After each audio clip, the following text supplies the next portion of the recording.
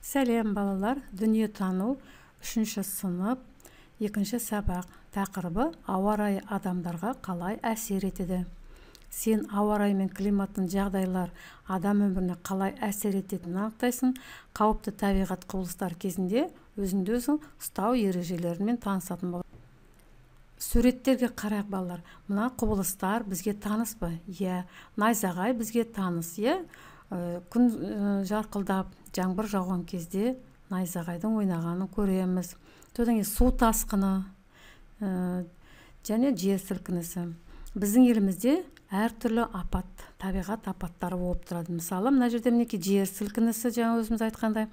Мына жерде су тасқыны, елді аймақта су басып кетеді. Мына жерде құйынды дауыл және боранды көріп тұрмыз. Яғни бұл жерде адам өмірі мен қызметі ауа райына және климаттық жағдайға тәуелді.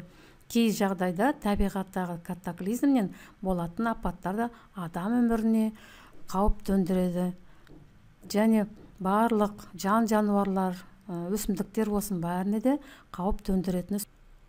Катаклизм дегеніміз не екен? Бұл су тасқыны немесе табиғаттың басқа да жаңа айтып өткендей қандай да бір құбылысы нәтижесінде пайда болатын үлкен апат. Жер сілкінісі ол жер астының дүмпуі, яғни қозғалуынан болатын жаңа апат. Қар көшкіні биік таудан құлау себебінен болатын апат. Су тасқыны бұл өзендегі, көлдегі су қоймасындағы судың көтерілуі, немесе жаңбырдың жаңа тыс көп жауыннан, желдің көтерілуінен, өзендердегі мұздың кептелуінен болады. Енді катаклизмдерді екіге бөлінеді. Бірінші геологиялық және екіншісі ауа райына климаттық катаклизмдер. Бұл катаклизмнің бізде көбінесе қай жер болатыны. Мысалы, жер сілкінісі болады, сел, көшкін, қар көшкіні, су тасқыны, өрт, құйын, боран, бұршақ, құрғақшылық мінекей біздің елімізде аймақтарымызда болып тұрады екен. Балалар өрттен сақ болу керек. Үйде кішкентай балалардың қолдарына сіріңкені немесе газды жағуға рұқсат етуге болмайды. Бұл өте қауіпті. Ал енді дауыл, боран, құйындар бұл үлкен жылдамдықта, яғни сағатына 120 метр, ал жерге жақын жерлерде сағатына 2000 километр болатын құйын. Жаңа алдында көрсетіп өткендей боран ұзақ соғады, жылдамдық сағатына 20 секунд. Өте қатты жел.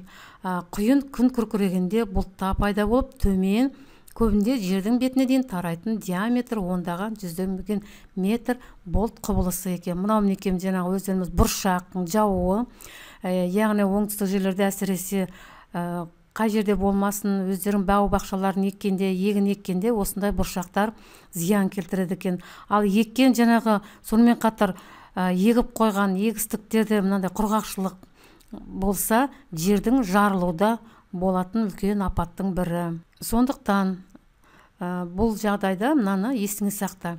Табиғи апат кезіндегі ең басты қағида жаңа жер сілкінісі, өрттің болуы, су тасқыны, тағы басқалы сабырлы болу, жылдам әрі сенімді қимылдау, дүрбелең салмау.